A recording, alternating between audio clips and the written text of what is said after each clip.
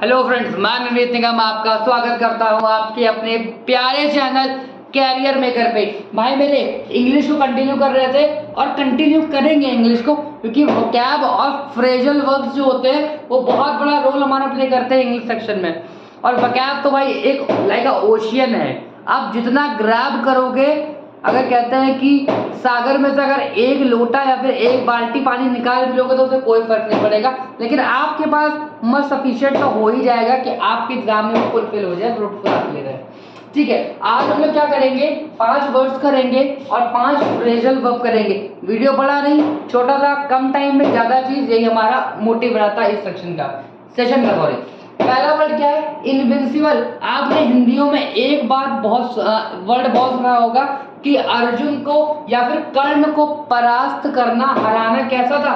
बहुत मुश्किल था। जो अजेय है, जिसे हराया नहीं जा सकता मेरे भाई, उसे इंग्लिश में क्या बोलते हैं? इनविंसिबल बोलते हैं।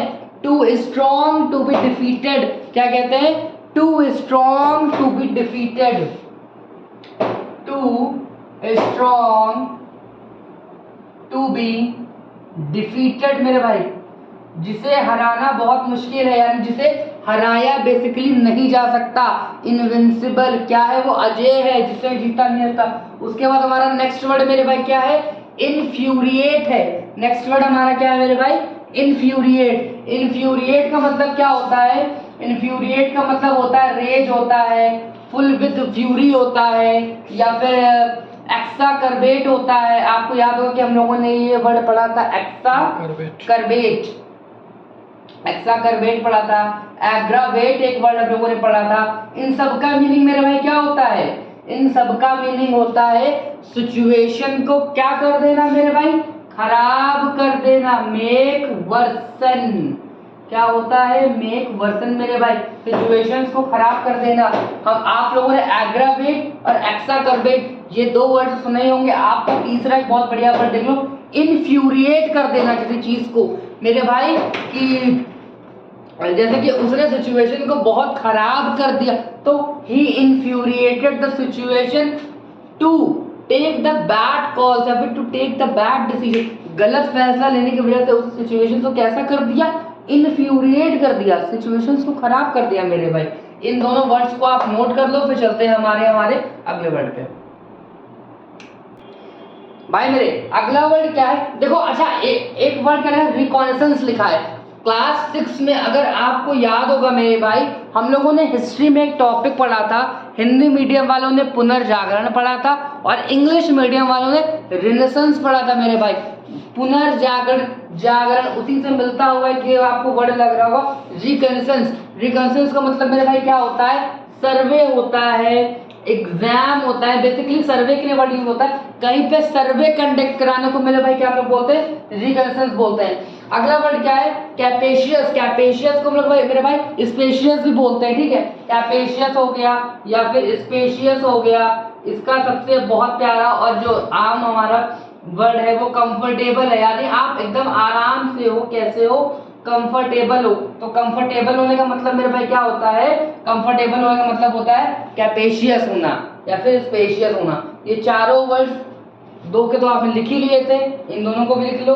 कैपेशियस का मीनिंग मेरे भाई कंफर्टेबल होता है, स्पेशियस होता है। नंबर 4 क्या है? रिकनेसेंस का मतलब क्या होता है? सर्वे होता है, एग्जाम होता है। स्क्रीनशॉट ले लो, नोट करना है नोट कर लो, फिर चलते हैं हमारे 5वें वर्ड पे, फिर फ्रेजल वर्ब्स पे। भाई मेरे देखो, 2 ही जो फ्रेजल वर्ब लिखे, मैंने 5 कहा था बट 2 करूंगा क्योंकि वीडियो बहुत बड़ा नहीं चाहिए, आप लोग को याद रहे यार। कराने को 10 का 20 करा दो। 5वां हमारा जो वर्ड है वो क्या? डिग्रेस है। डिस्ग्रेस नहीं है, डिग्रेस है मेरे भाई। आप लोगों ने मैथमेटिक्स में एक आपने पढ़ा होगा स्टैटिस्टिक्स, या फिर आप लोग एवरेज में भी बहुत यूज करते हो डेविएशन मेथड का। तो मेरे भाई डिग्रेस का मतलब क्या होता है?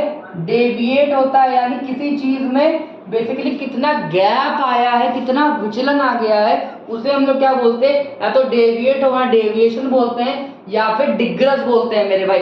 5वां वर्ड नोट कर लो। और उसके बाद लास्ट के हमारे 2 क्या है? फ्रेजल वर्ब्स है। पहला मेरे भाई क्या है? पहला फ्रेजल वर्ब है हमारा ask for. Ask for basically हम लोग यूज करते हैं किसी से रिक्वेस्ट करने के लिए। बेसिकली हम लोग इसको यूज करते हैं किसी से रिक्वेस्ट फॉर के लिए।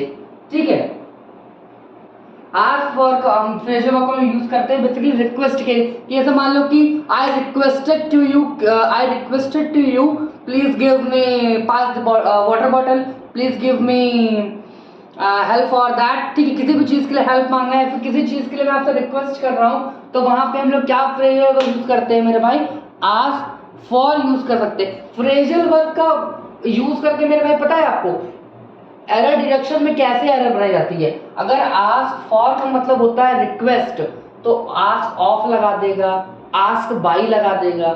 ठीक है, तो इस तरह से हम लोग एरर डिडक्शन में भी फ्रेजल वर्ब का यूज कर सकते हैं। सातवीं and the last word, sorry, phrasal verb is that back out कर जाना मेरे भाई। आपने किसी से कुछ प्रॉमिस किया था, वादा किया था, आप उससे विड्रॉ कर रहे हो, विड्रॉ फ्रॉम योर प्रॉमिस, उसका मतलब मेरे भाई क्या होता है, बैक आउट करना।